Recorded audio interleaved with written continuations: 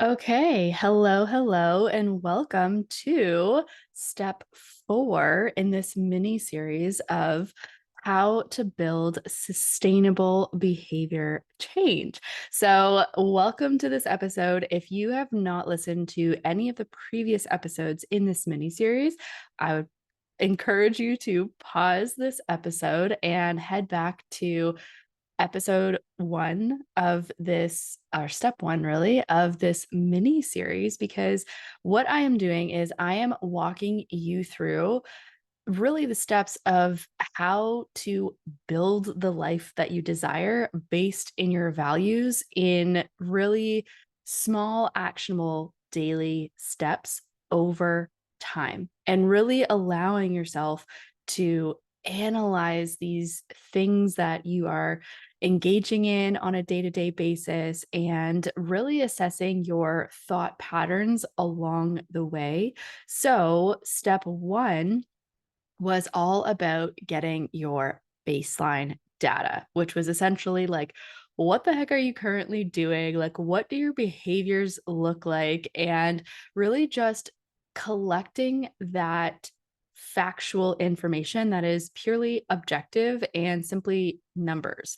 So, that could look like how many steps you're getting, like what type of morning routine do you have, and really just getting that information down without altering it, without changing it, but simply just getting an understanding to build your awareness of what you are currently doing. What is your current baseline? So definitely go back to step 1 if you haven't listened to that one. And then step 2 was so much fun because we really got into all of my baseline data. So this whole mini series is basically me walking you through, putting myself through this whole process all over again, for myself. And I was just so excited to be able to walk all of you through this visually, like as I am currently reassessing my current behaviors, because there have been a lot of changes in my life, different types of transitions, and like my schedule has changed. And so I was like, you know what? Like, I need a fresh start. I need to reassess what is going on. What am I currently doing? And so step 2 was analyzing and reflecting on that baseline data to know where you wanted to go from there. And really giving yourself the time to pick out 3 habits and 3 specific values that are aligned with those habits that you're going to start to track.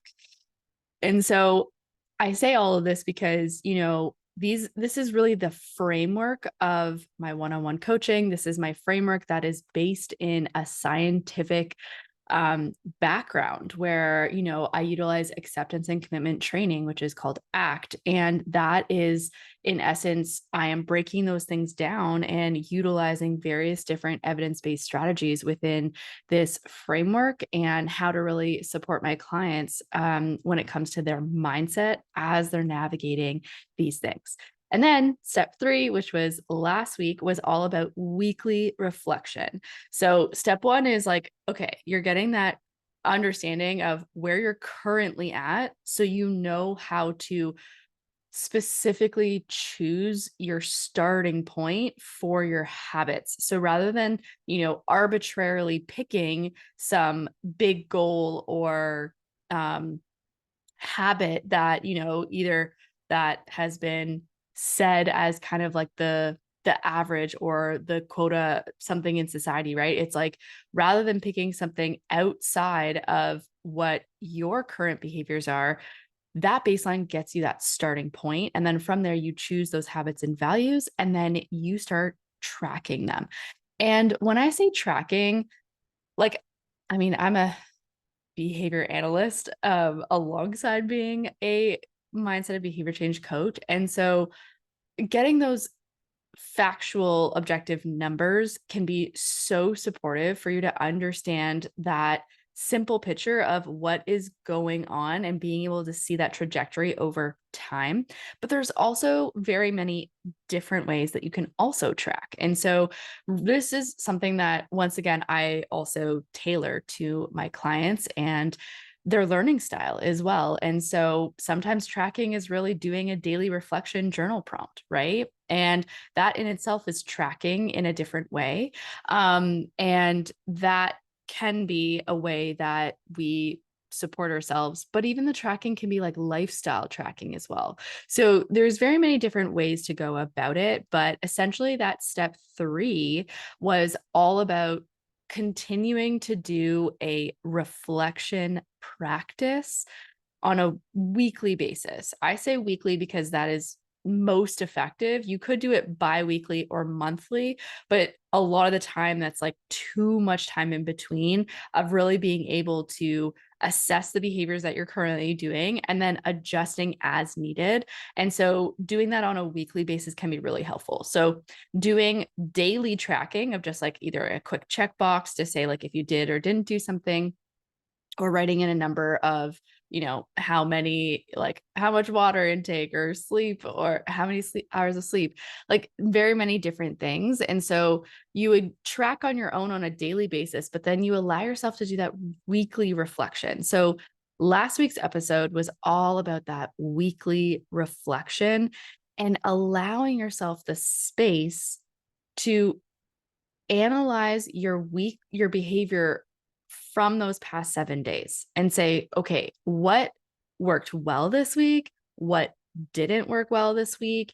And how can I plan and support future me to set myself up for success? So rather than looking at, let's say it was a bad week, rather than looking at that and actually like labeling it as a bad week, like that's a judgment, right? And so that's why the tracking can be so helpful because it gives you that objective information outside of your thoughts, outside of your feelings, outside of your judgment on, oh, I did this too little this week, or I scrolled way too much this week. Like those are all judgments. And so if we track them, it allows us to separate from those specific things and be able to look at it with a different lens and have a different perspective on it.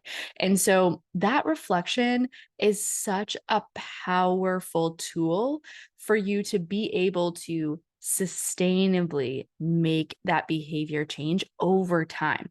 And I said this in last week's episode about the fact that as you're going through this or like beginning phase of getting your baseline data, starting to track and starting to reflect, you are in that exploration phase. You are still a beginner. You are still very much learning and understanding and building your awareness about what works for you, what doesn't. And so I would say the first 3 months of tracking and reflecting is the exploration phase.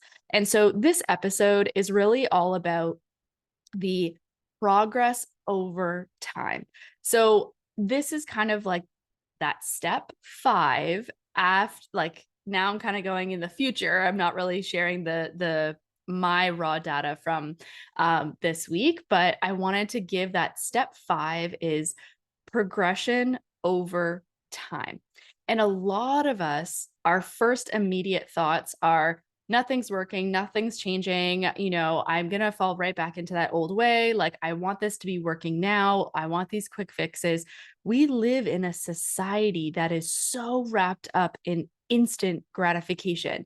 And it's because we get such easy access to immediate things that reward us. Amazon Prime, with a click of a button, you can get something tomorrow. And even just like being able to be on Instagram and direct message people and get responses right away. Like there are so many things that make us like easily accessible. And that can get so overwhelming, but also build a really heavy expectation in our life that it should be something that we can figure out quickly. And when we are thinking about building our behaviors, like, for instance, if I have struggled my whole life with going to bed earlier, it's not going to be fixed or changed in a week or 2 weeks or a month, not even 3 months.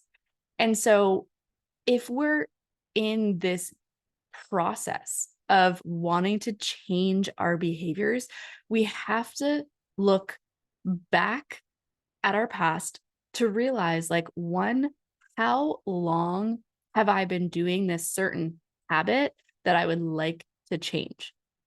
So, for me, for instance, I'm really working on going to bed earlier, and I used to identify myself as a night owl, and I would always go to bed past midnight. And sometimes I would be scrolling until like 2 in the morning, or like on Instagram, or like you name it. I was doing something, or just, distracting myself until the late hours into the night. Or I would procrastinate all day and then scramble and do all of my work past 9 p.m. and just like power through it until like 1 or 2 in the morning. And that's what I used to do.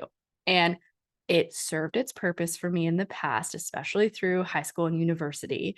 But then when I started to realize, like, I am absolutely exhausted, I am so emotionally drained, physically drained, and it was just such an exhausting way to live. And I didn't want that anymore. So, one, really acknowledging like the benefits and the things, like the payoffs that we got from engaging in those behaviors that we desire to change, because it did serve a purpose for us in our life. It did help us survive. It did help us get through things. It created safety for us in a time that maybe we couldn't receive that safety elsewhere. So, one, this is where we have to really allow ourselves to look inward and acknowledge the behaviors that we wish to change today supported us and served us to some degree in the past. And that is so okay. And we have to give ourselves that space to appreciate that, as weird or wild as that may feel and seem. But it's like, my procrastination ways actually served a huge purpose for me when I was younger.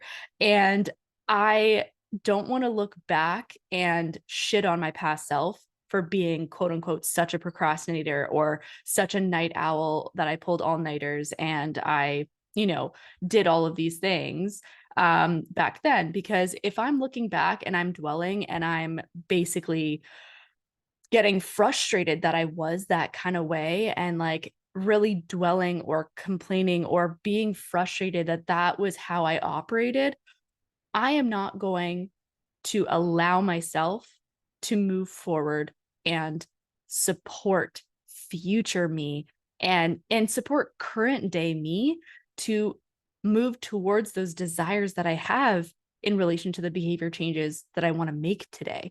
So this episode is really all about understanding that progress over time. And we have to think about, like, there is value in looking back in our past, but we're not meant to live there. We're meant to really reflect and look backward and say, I realize these certain behaviors that I have engaged in for potentially my whole life. So, like, I'm 32 years old. So, procrastination has been a part of me for so long. So, it's like, if I am expecting myself today to be able to get over or move through that procrastination behavior within a week, a month, 3 months, just think about the trajectory of your whole life. I've been quote unquote procrastinating more or less for 32 years. So we have to look at our overall behaviors that we've been engaging in from a lens of compassion, right? And say, okay, I have been doing that, but I am willing and ready and capable to move forward. And a lot of the time, we might not feel capable, and that's okay. That's why having an accountability buddy, a coach, therapy, something that is external outside you to really build that awareness and confidence towards taking those steps, because you don't have to go on this journey alone. You don't have to do this progress over time by yourself. A lot of the time, it actually takes way longer to move through these processes, especially when we're doing it alone. Because when we have that objective person in our back pocket to be able to see these certain things so clearly, whereas our brain might be very much still catching on to old patterns, and we might not even realize it. Most of the time, we don't realize it. So when we have that other person there to be like, hey, checking in, kind of caught this, let's talk about it. And then that allows you to continue to build your awareness of those things. And so, like, part one of this episode, talking about progress over time, is really allowing yourself to look at past you and getting clear on the root and understanding where these behaviors came from so that you can give yourself the space to hold it with love. Like, really thinking of like 10-year-old you, like little you. She didn't know everything back then. We only knew what we had at that moment.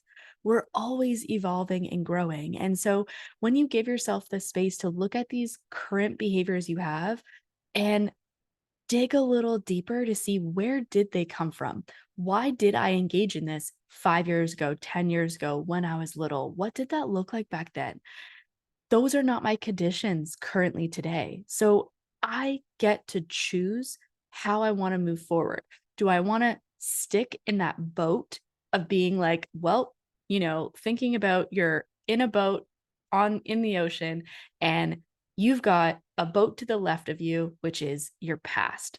And there is no sail in that boat.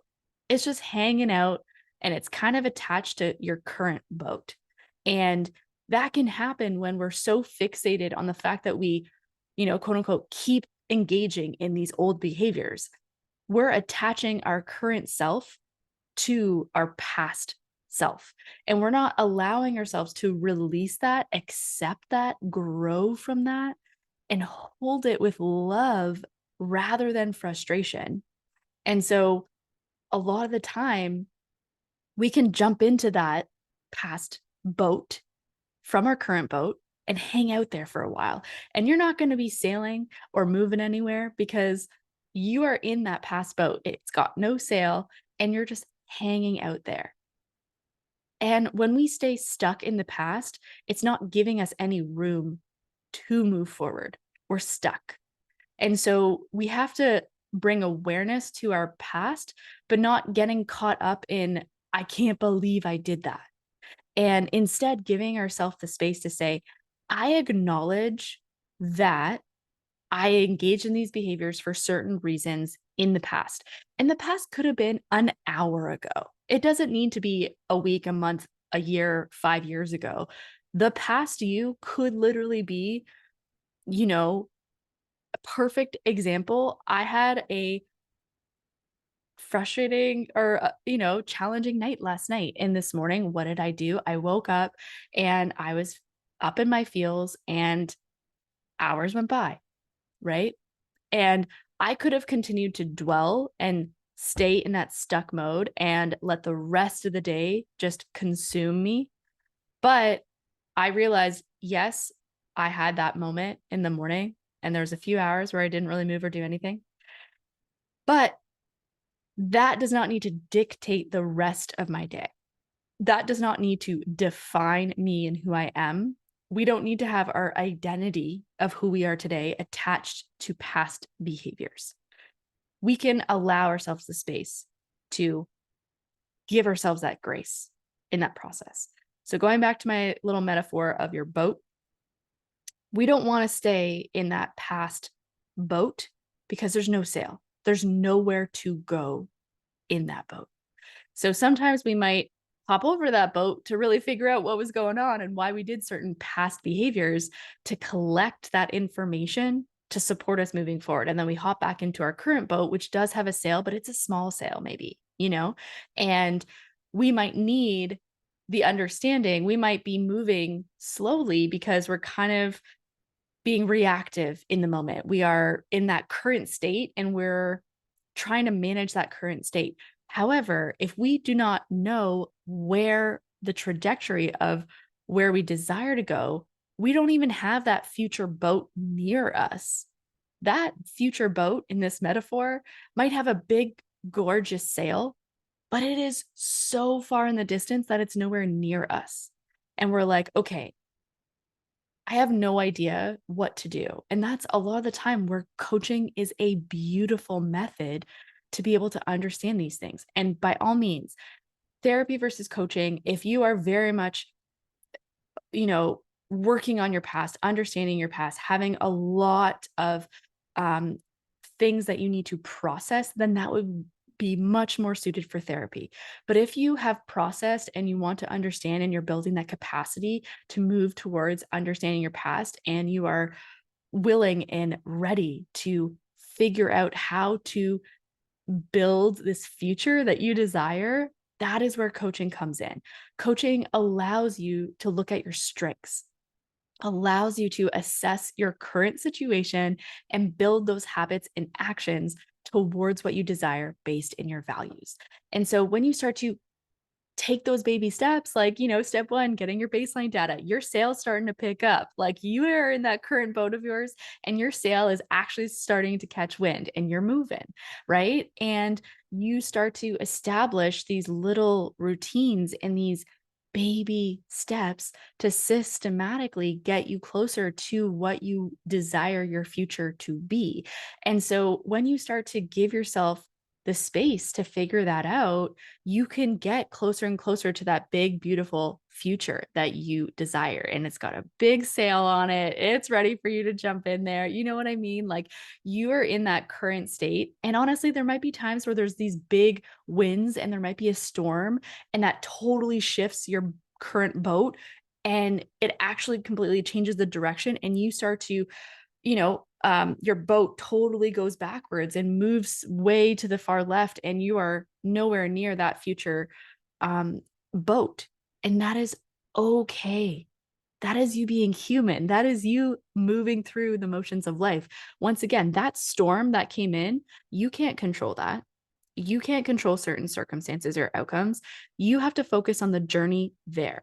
That is your mission. That is your way to be able to continue that sustainability of behavior change. So, one, have a moment to hop in your past boat to look at and analyze certain, like where these past behaviors came from, and then get back in your current boat and start establishing those current routines, which is what we talked about in step 2 and 3, to give yourself the space to problem solve these current behaviors that you want to change over time. It is going to be a journey. There's going to be storms that you have to weather and move through, and it might shift you away from your future goals. And there's going to be seasons of life where that happens.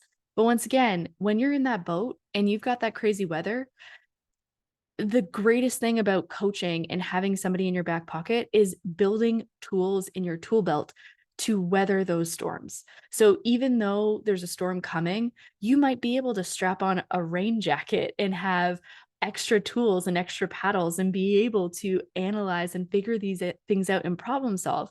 But if you're kind of just in this current state where you're like, I don't even know where to start, or I don't even know what's going on, you might not have those tools in your boat, and you might fall 10 steps back, and instead of, if you had tools, you might have fallen 5 steps back. And so that's the process of life. So I don't want any of you to feel discouraged by this message. Like I want this to be a boost to allow you to realize, like, no matter where you are in your journey, no matter what boat you're in, no matter where you are in that ocean and how far that future might feel, you are on your journey. You're in that boat. It is slowly moving forward, and it's up to you in how much you want to give yourself that momentum and build your tools to allow you to move towards that future you desire in a more supported way. I don't want to say quicker, because that's not the intention. Our intention here is not for quick fixes or to get rid of anything. It's to build acceptance and understanding of I'm going to have my past boat hanging with me for the rest of my life, but I don't need to live in it. I don't need to dwell in it. And there's going to be moments where it's going to be supportive for me to look back in my past to figure things out, but I'm going to get back into my current boat and be able to reflect and problem solve on those things and start to move forward. And that will help me, along with tools that I learn, whether that's a coach or a program or a best friend, somebody, or, there's so many different areas and ways to help build our skills, which are cognitive skills, as well as behavior change skills. That is essentially what's going to help us move forward. So, with all of that said, I just wanted to say that is essentially what our whole process is in this episode. And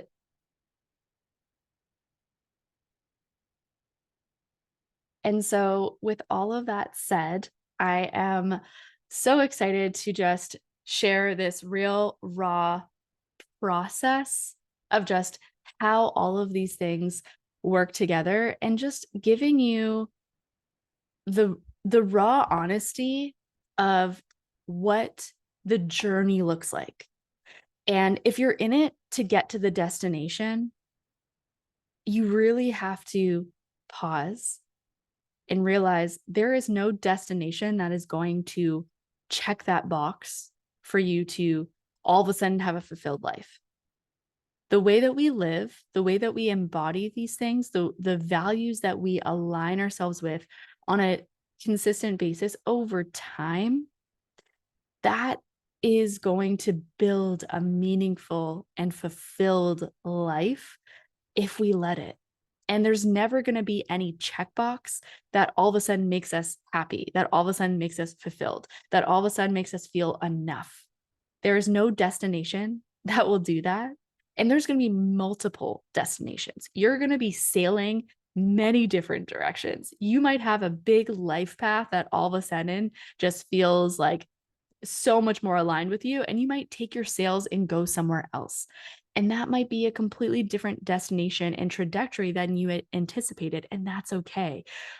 When we get to a destination in something, yeah, we may be able to quote unquote check off a box, but you're not done. Your life still continues after that. You still continue to evolve and move and make changes and adapt and like be this beautiful freaking human that you are. Like, I hope this episode is like a boost for you to realize you are in that current boat right now, and you have this beautiful sail in that boat, and you can use it. And you've got a box beside you of tools. I know you do. There are little tools. I know, like certain ones that you have built over time. And sometimes it might need an extra boost of being like, how do I use this tool? Like if you've got, I don't know, a hammer in that box and you're like, I've never used a hammer before, I don't know what this is. That is what coaching is for. That is what helps you build your skills of getting comfortable using these things over time. And that's why I absolutely love providing coaching support over 6 months to at least a year, because you are a vessel, a beautiful vessel with so many emotions and feelings and drive and motivation and clarity and vision. Like it is in you. And I just absolutely love being that person to support people navigate that and understand that, and just know like if you continue to do these steps, reflect on this whole mini series. Step one, sometimes we have to start back at step one. That's what I did a month ago. I was like, I have certain habits, but certain things fell off track and I was going back into old ways. So I wanted to start fresh again. So I took another current baseline data to see where I was currently at so I can shift and move myself towards where I desire to go. And that is what you can do for yourself. And so I hope this was helpful to this, especially the metaphor of your boats. And if any of that resonated, like shoot me a message on Instagram. I'd love to hear your story and what you're currently going through, because I've got you. And if you are interested in one-on-one coaching, I have spots opening up in June for my brand new one-on-one coaching structure that has a entire coaching app with a lot of amazing resources and tracking and supports that we can work on together. And I'm just so freaking excited to share this journey with you. And so this was step 5, I believe, or step 4. I actually don't even know now. In this series. And I am just so excited to share all of this process with you. If any of this resonated, feel free to connect with me. And I hope you have an amazing week. You've got this. And send me a message and let's connect on Instagram at soniajmac.coaching. And I hope you have an amazing rest of the week. Bye, guys.